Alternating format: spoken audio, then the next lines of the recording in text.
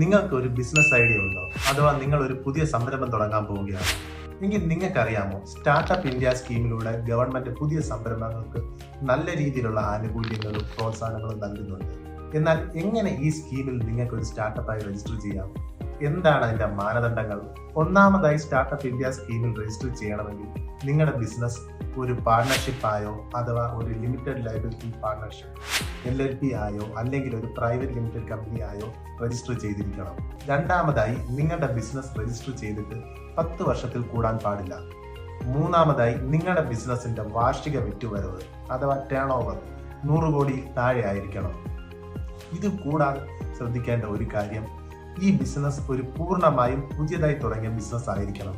എങ്കിൽ നിങ്ങൾക്ക് തീർച്ചയായും സ്റ്റാർട്ടപ്പ് ഇന്ത്യ സ്കീമിൽ രജിസ്റ്റർ ചെയ്യാൻ സാധിക്കും. അതോടൊപ്പം കേന്ദ്ര സംസ്ഥാന സർക്കാരുകൾ സ്റ്റാർട്ടപ്പുകൾക്ക് നൽകുന്ന പലവിധ ആനുകൂല്യങ്ങൾക്കും അർഹതയും ലഭിക്കും.